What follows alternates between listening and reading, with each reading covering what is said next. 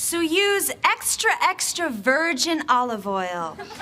It's 100% pure, like me. What if I told you that somewhere in a vault, there's a complete TV episode that was so shocking, so controversial, that a major network decided to bury it forever? Not just cancel it or edit it down, but actually pretend it never existed. For over 30 years, one episode of Married with Children was locked away like a dangerous secret. Fans heard whispers about this mysterious lost episode, but nobody could prove it was real. It became the holy grail of banned television, a ghost story that seemed too crazy to be true, but was real, and now, after decades of silence, it's finally coming back. Picture this scene. You're a TV writer in 1989, and you just finished creating what you think is another typical episode of one of America's most outrageous sitcoms. The cast films it, the crew wraps production, and everyone goes home thinking they've made just another day's work. Then suddenly, network executives see the finished product and panic. Phone calls are made behind closed doors. Meetings happen in secret, and within days, your episode disappears completely, as if it never existed at all.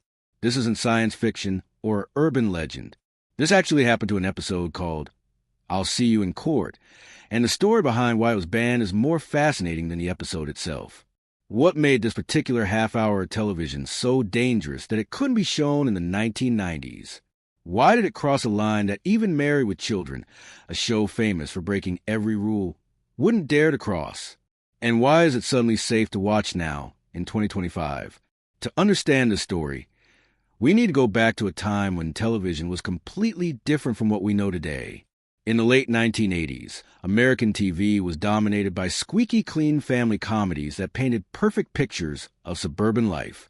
Shows like Full House, The Cosby Show, and Family Ties showed us loving families where parents were wise, children were adorable, and every problem could be solved in exactly 22 minutes, not counting commercials.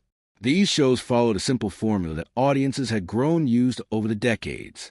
Families might face small challenges or minor disagreements, but everything always worked out perfectly by the end. Dad would give a heartfelt speech about the importance of honesty. Mom would offer gentle guidance with a warm smile. The kids would learn valuable lessons about friendship, responsibility, or being kind to others.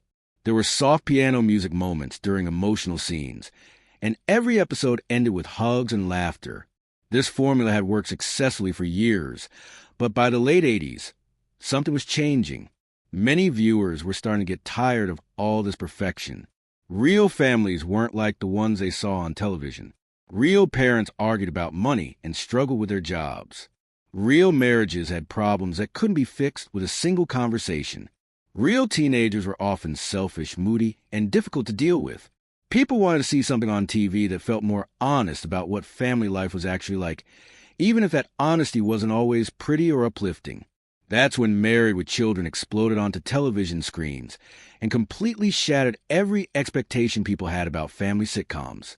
This show premiered in 1987 on Fox, which was still a brand new television network trying to compete with the three major networks that had dominated TV for decades. Fox needed something bold and different to get people's attention, and Married with Children was exactly what they were looking for. The show gave audiences the Bundy family, and they were unlike anything anyone had ever seen on television before. Al Bundy was a complete opposite of every TV dad who came before him. He wasn't wise, patient, or understanding.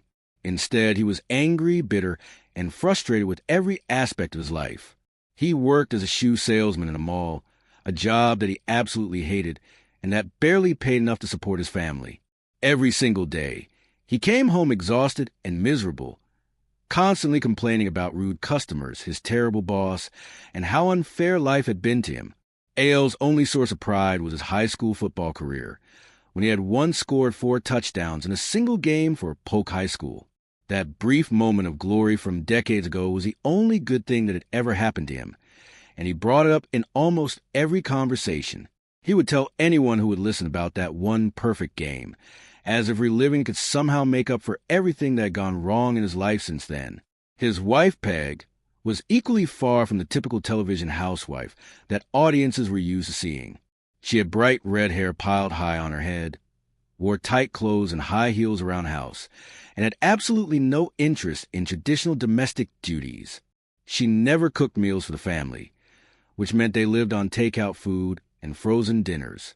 She never cleaned the house, so their home was always messy and chaotic.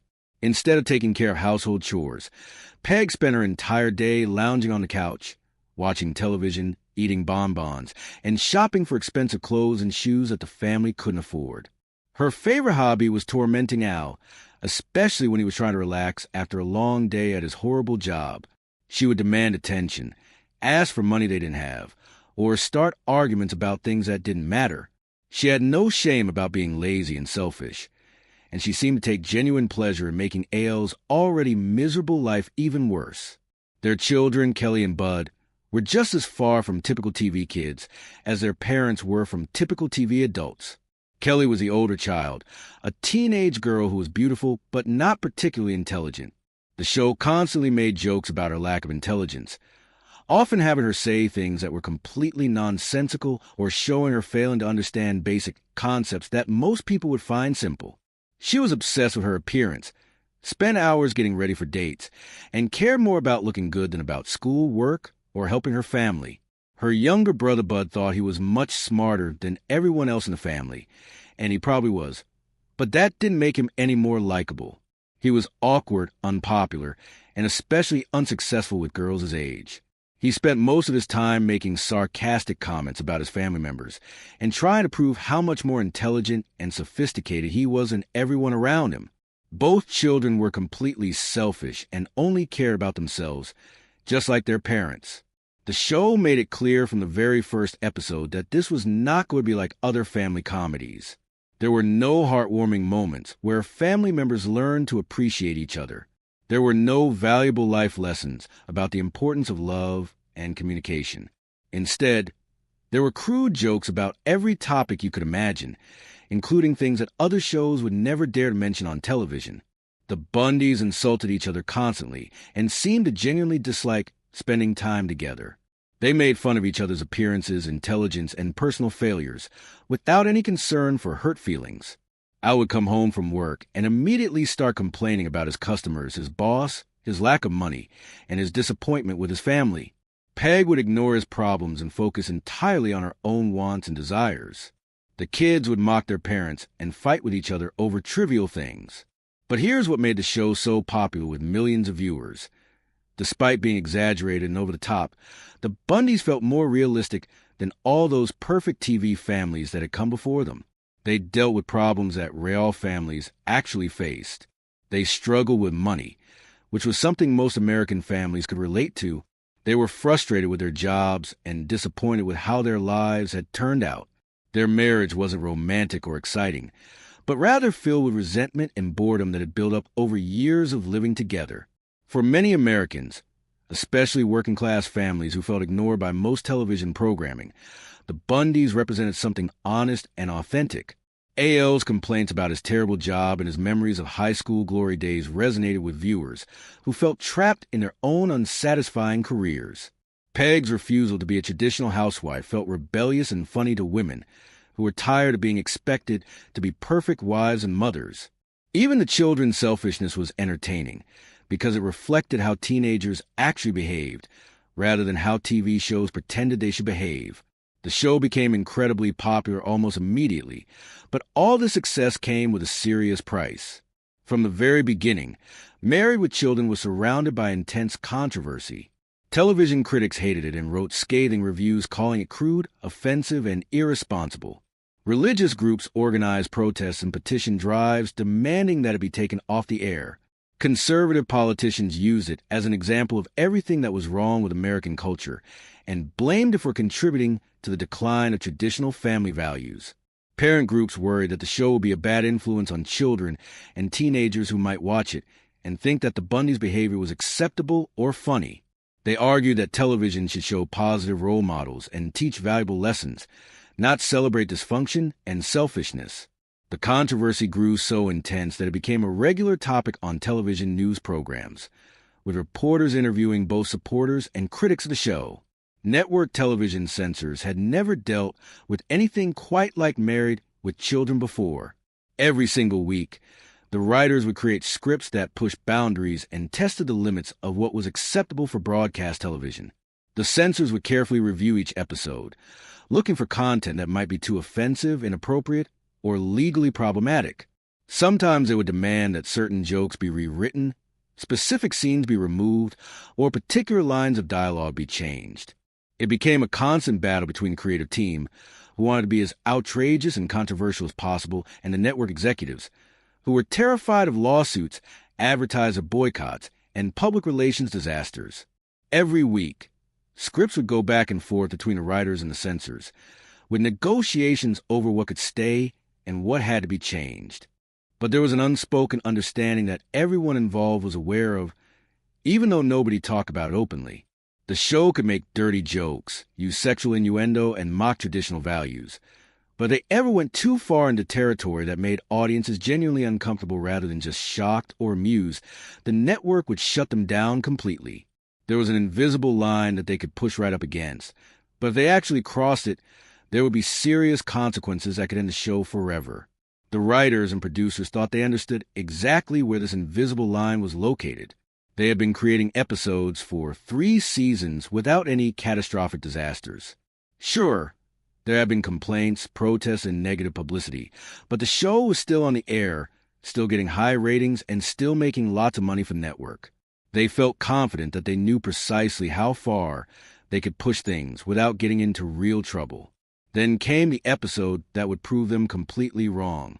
It was called I'll See You in Court, and it seemed like just another typical Married with Children story when the writers first created it during the show's 3rd season in 1989. To everyone working on the production, this appeared to be just another day at the office. The actors learned their lines, the directors planned their shots, the crew set up the lighting and cameras, and everyone filmed the episode just like they had done dozens of times before. Nobody on the set had any idea that they were creating the most controversial and soon-to-be banned episode in the show's entire history. The cast and crew wrapped filming and went home, thinking they had completed just another outrageous but harmless installment of their popular sitcom. They had no clue that within days, network executives would be in complete panic mode, emergency meetings would be held behind closed doors, and their episode would disappear forever. The plot of I'll See You in Court started out seeming like a typical Bundy family adventure. Al and Peg's marriage had become even more boring and routine than usual. They barely spoke to each other anymore, and their romantic life had essentially disappeared completely.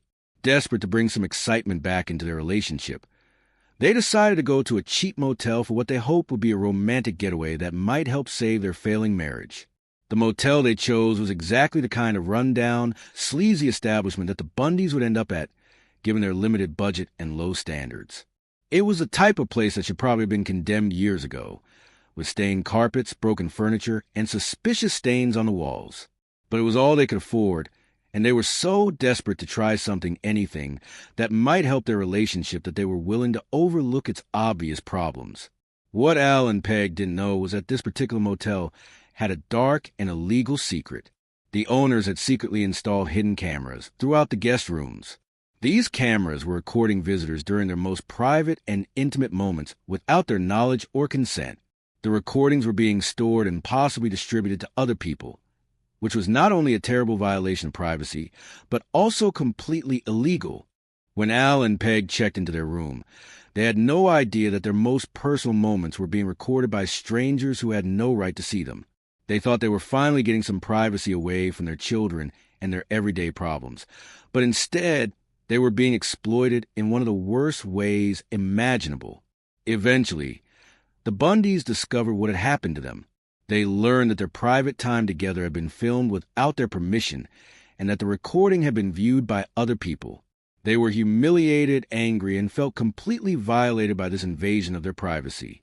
In typical Bundy fashion, they decided to fight back by taking the motel owners to court and suing them for invasion of privacy and emotional damages.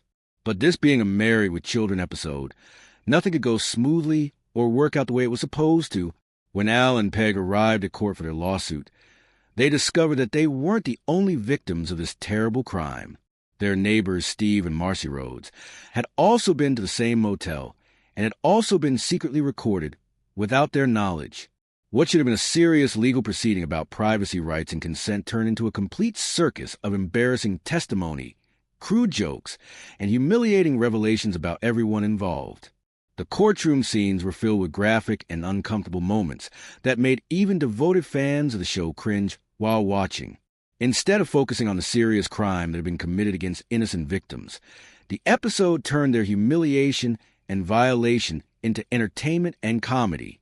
The jokes were so explicit and awkward that they pushed way beyond the boundaries of what most people consider acceptable, even for a show that was already known for being outrageous. The writers had created something that crossed the invisible line they had been dancing around for 3 seasons, and they were about to discover that there were consequences for going too far.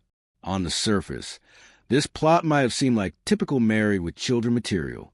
After all, the show had always made jokes about Al and Peg's terrible marriage and their complete lack of romance.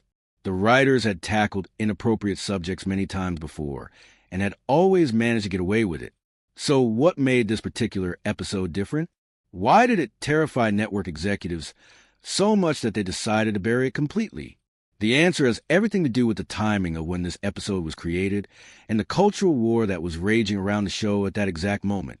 By 1989, Married with Children had already made some very powerful enemies who were determined to get it canceled. The show's biggest and most dangerous enemy turned out to be an ordinary housewife from Michigan named Terry Rakolta. Terry Rakolta was a mother of 4 children who had never intended to become famous or start a national controversy. She was just a regular person who happened to see an episode of Married with Children one evening while her kids were in the room watching television. The episode she saw wasn't even I'll See You in Court, but rather a different installment that featured the show's usual mixture of sexual jokes, crude humor, and inappropriate behavior. But what Terry Rakolta witnessed on her television screen that night shocked and horrified her beyond belief. She felt like the show was a direct attack on everything she believed in, about family values, moral behavior, and appropriate entertainment.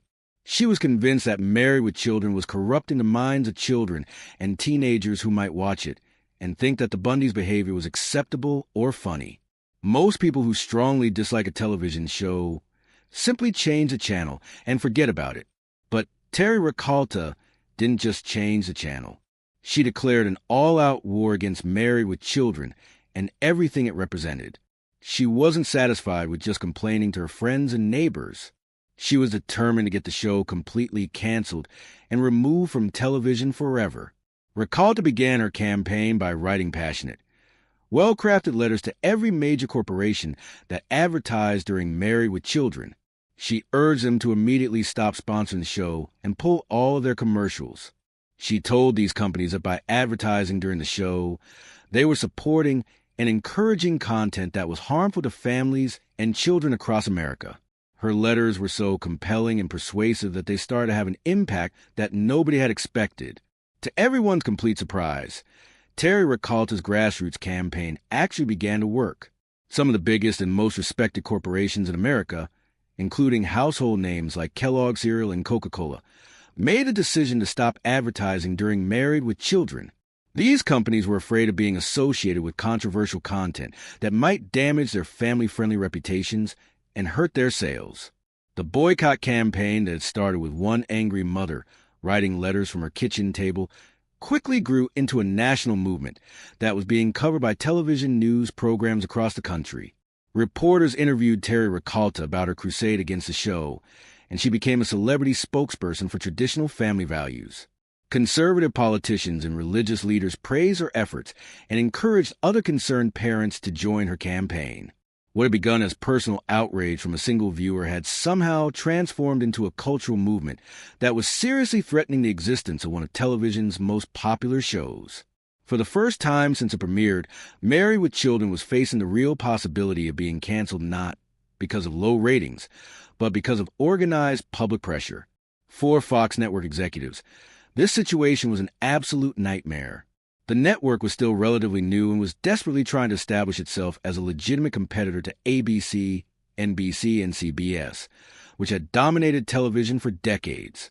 Fox had built its entire identity around being bold, fresh, rebellious, and willing to take risks that other networks wouldn't dare to take. Shows like Married with Children were essential to the strategy because they attracted attention and brought in viewers who were tired of the safe, predictable programming offered by the older networks. But Fox also desperately needed advertising revenue to stay in business and continue growing. When major corporations started pulling their advertising dollars because of Terry Ricalta's boycott campaign, the network found itself caught in an impossible situation. They had spent years promoting themselves as the edgy, dangerous network that wasn't afraid to push boundaries and challenge conventional wisdom. But now that edginess was costing them serious money, and executives were beginning to panic about the long-term survival of the network. This was exactly the worst possible moment for I'll See You in Court to land on the desks of Fox executives. Here was an episode with a plot that centered around people being secretly recorded during intimate moments without their consent, followed by a courtroom comedy that made light of privacy violations and sexual exploitation. It was precisely the kind of content that was already making advertisers nervous and giving ammunition to critics like Terry Ricalta, who were trying to get the show canceled. The timing couldn't have been worse. I'll See You in Court had already been filmed and was scheduled to air right in the middle of the boycott controversy. Every script was now being examined with a magnifying glass by nervous executives who were terrified of making the situation worse. The question was no longer whether an episode would be funny or entertaining, but whether it would cause another sponsor to pull out or generate more negative publicity for the network. The legal implications of the episode's plot made Fox executives even more uncomfortable. The story involved non-consensual filming of intimate moments, which raised serious questions about privacy rights, sexual exploitation, and consent. Even though the episode was clearly meant to be comedy rather than a realistic legal drama, the subject matter was too close to real-world issues that could potentially result in lawsuits or regulatory problems for the network. So Fox made a quiet but decisive decision.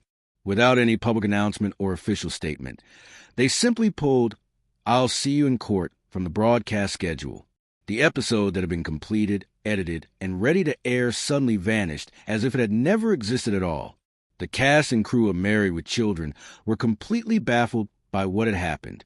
To them, I'll See You in Court had seemed like just another episode in a long series of outrageous installments. They had rehearsed the scenes, filmed the courtroom sequences, shot the motel storyline, and wrapped production just like they always did. Nobody on the set had any indication that they were creating something that would be considered too controversial even for their already controversial show. Ed O'Neill, who played Al Bundy, later said in interviews that he never understood why this particular episode was the one that got censored. After all, he had spent 3 seasons delivering monologues about inappropriate topics, making crude jokes about sensitive subjects, and saying things that other television shows would never dare to broadcast. Yet none of those previous moments had ever caused the network to panic and pull an entire episode. Katie Sagal, who played Peg Bundy, reportedly found the script funny and clever. From her perspective, the story of Al and Peg accidentally becoming unwilling stars of an unauthorized recording was perfectly consistent with the show's style of awkward, embarrassing, over-the-top comedy. She felt that the plot captured everything that made their fictional marriage so dysfunctional and ridiculous, which was exactly what the show was supposed to do. The episode's writers were equally shocked that their work had been deemed too controversial to air. Michael Moy, one of the show's co-creators, later revealed that I'll See You in Court had gone through all the normal pre-production approval processes without generating any red flags or warnings from the censors. It was only after Terry Ricalta's boycott campaign gained national attention that Fox began second-guessing every script and treating each episode as a potential public relations disaster. Some members of the crew even joked that the episode had become like a Bundy Bermuda Triangle, something that had been filmed and completed but had mysteriously disappeared without any logical explanation. It wasn't just shelved or delayed. It was completely erased from the show's official history. For years afterward, fans and even people who had worked on the show began to wonder if the episode had been destroyed or if it had only been aired in other countries. The truth was actually stranger than any of the rumors. I'll See You in Court hadn't been destroyed at all. It was sitting complete and intact in a storage vault, ready to be broadcast at any time. But Fox had made the strategic decision to simply pretend it didn't exist. It was deliberately excluded from rerun packages, home video releases, and syndication deals sold to other networks. Among the people who worked on the episode, there remained a quiet belief that it would eventually be seen by audiences. One anonymous production assistant later told a television documentary, "We knew it would surface again someday. It was too good not to, too bold." As it turned out, they were absolutely right. For more than a decade, "I'll See You in Court" existed only as a whisper among dedicated married with children fans. It became an urban legend passed between viewers who had heard rumors about a mysterious missing episode, but could never find any proof that it actually existed. The episode wasn't included in any official DVD box sets, wasn't mentioned in episode guides, and wasn't part of the rerun marathons that aired on cable television. To newer fans who discovered the show years after it originally aired, the banned episode was like a ghost story. If you hadn't been watching closely during the original broadcast run, you would never know it had ever existed. But longtime fans kept the legend alive, sharing stories and theories about what the episode might have contained and why it had been censored. Then, in 2002, something unexpected happened that changed everything. FX, a cable channel that had acquired the rights to broadcast old Married with Children episodes, made a quiet decision that shocked longtime fans. Without any fanfare, special announcement, or publicity campaign, they simply included "I'll See You in Court" in their regular rotation of reruns. During a routine weekday afternoon broadcast, longtime fans who happened to be watching suddenly saw something they'd been waiting over a decade to see. There on their television screens was a legendary band episode, airing in its complete and censored form for the first time in American broadcast history. The reaction was immediate and explosive. Fans who had grown up hearing about this mythical lost episode couldn't believe what they were seeing. Social media was still in its early stages, but internet message boards and fan websites went crazy with excitement. People were frantically calling their friends, recording the episode on VHS tapes, and sharing their reactions online. The episode aired exactly as it had been originally created, with nothing censored, no scenes removed, and no lines of dialogue changed. It was a complete, raw, unedited version that had been too controversial for 1989, but was somehow acceptable for cable television in 2002. The response from viewers was mixed but intense. Longtime fans were thrilled to finally see the episode they had heard about for so many years. For them, it was everything they had hoped it would be, a perfect example of Married with Children, at its most outrageous and boundary-pushing. Other viewers were more uncomfortable with the content, finding that the themes of voyeurism, privacy violation, and sexual exploitation felt even more disturbing in the early 2000s than they might have in 1989. But regardless of whether people liked or disliked the actual content, virtually everyone agreed that the episode was historically significant. It represented a moment in television history when networks were willing to suppress content not because it was obscene or harmful, but because it made audiences think about uncomfortable truths regarding privacy, consent, and exploitation. FX never promoted the broadcast or issued any press releases explaining why they had decided to air the banned episode. However, its appearance on cable television signaled a gradual shift in censorship standards and cultural attitudes. Cable networks had more freedom than broadcast television and were already pushing boundaries with shows like The Sopranos, South Park, and other programs that dealt with controversial subjects. The episode only aired a few times on FX before disappearing again, this time due to programming changes and contract negotiations rather than censorship concerns. But those few broadcasts were enough to prove that the episode still existed and still had the power to generate intense discussion and debate.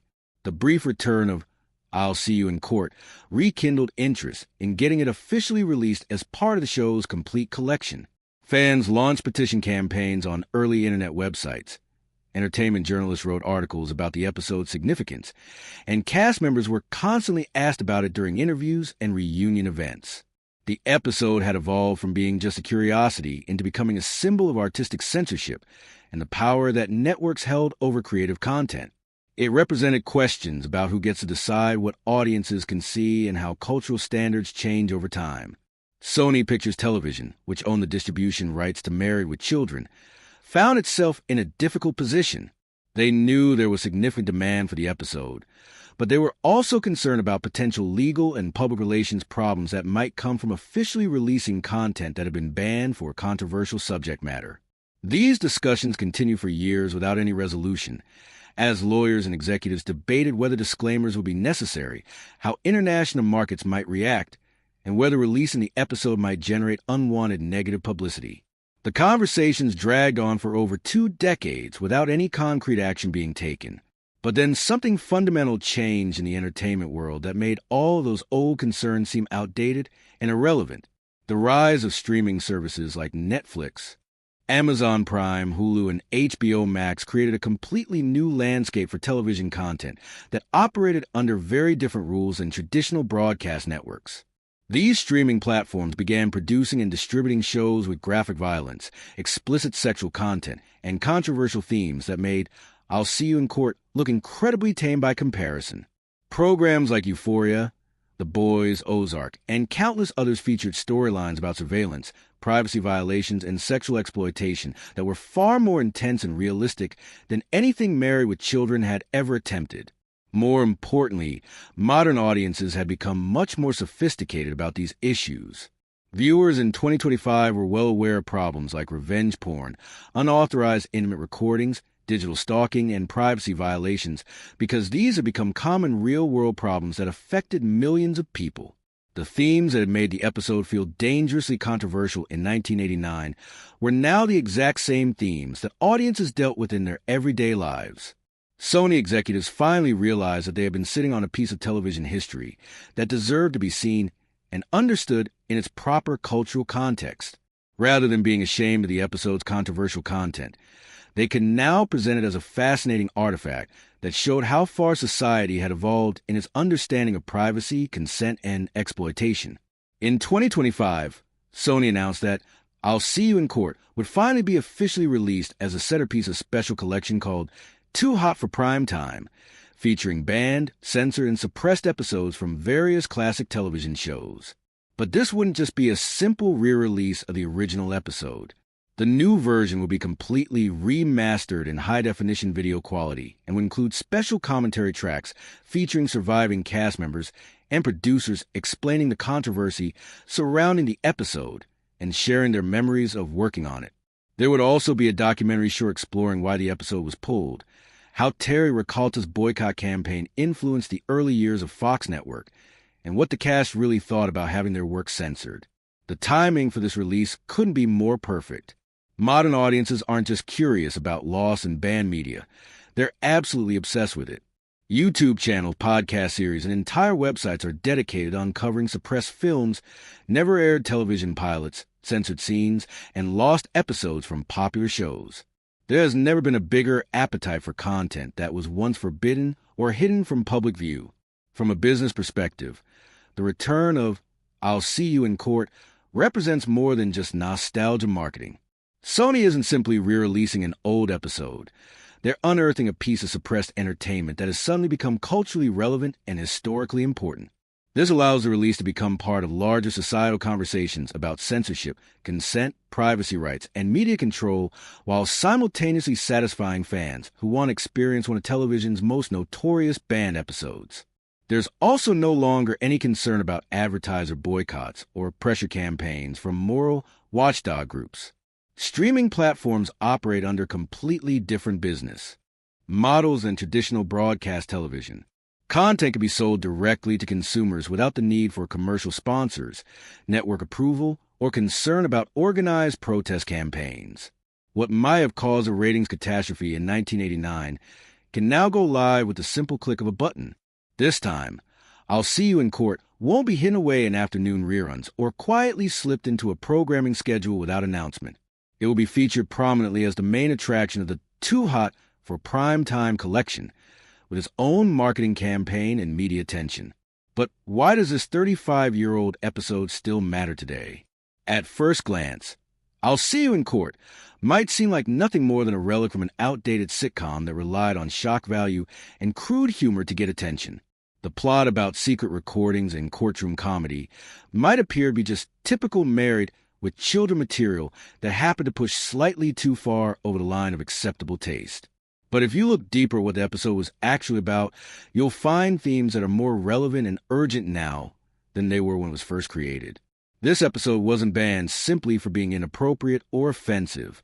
It was suppressed because it touched on something much more significant and prophetic about the direction our society was heading. At its core, I'll See You in Court was about consent, surveillance, privacy, and shame. In our current culture, where we're still trying to figure out who gets to control their own image, their personal information, and their private stories, those themes haven't aged at all. If anything, they become more important and more urgent than ever before. Think about what happens in an episode. The Bundys are secretly recorded during private, intimate moments without their knowledge or permission. The footage is stored and potentially distributed to other people. When they try to seek justice and hold someone accountable for violating their privacy, they're met with mockery, disbelief, and a legal system that seems more interested in entertainment than in protecting victims. Does that scenario sound familiar? It should, because it's exactly the same pattern we see in modern privacy scandals and digital exploitation cases. From hacked celebrity photos to revenge porn websites, from leaked personal videos to unauthorized intimate recordings, the past decade has shown us how easily private moments can become public humiliation. The victims of these violations are often blamed for what happened to them, laughed at by people who should be sympathetic, and told that they should have been more careful or should have known better. Real trauma gets turned into internet memes, social media jokes, and gossip entertainment. The justice system often fails to protect people whose privacy has been violated, and the legal process can become almost as humiliating as the original crime. I'll See You in Court may have presented these issues through the lens of crude comedy, but the underlying discomfort and violation were always there beneath the surface. Watching Al and Peg, characters who were famous for their lack of intimacy and romance, suddenly become unwilling victims of voyeurism highlighted just how vulnerable anyone can be when their privacy is invaded and their personal boundaries are crossed. The episode's humor didn't minimize the reality of what had happened to them. Instead, it exposed and emphasized the violation in a way that was impossible to ignore. The laughter didn't erase the crime. It made the exploitation more visible and uncomfortable for viewers to witness. That's exactly why network executives were so terrified of this episode in 1989. It wasn't just dirty or inappropriate. It was dangerous because it revealed uncomfortable truths about privacy, exploitation, and power. Not through a serious documentary or dramatic presentation, but through the kind of sharp, brutal comedy that hits you in the stomach when it's working at maximum effectiveness. The episode mocked a justice system that fails to protect vulnerable people from exploitation. It satirized a tendency for intimate violations to become public spectacle and entertainment. Most importantly, it showed how easily people can be humiliated and degraded when those who hold power treat their trauma as nothing more than a source of amusement. Today, we're finally ready to have that conversation. With smartphones in everyone's pockets, social media platforms that never forget anything, and surveillance technology that tracks our every move, almost no one can escape the possibility of having their private moments recorded and shared without their consent. The Bundys might never have imagined TikTok videos, Instagram stories, or leaked private messages, but their story asks a question that's more important now than ever.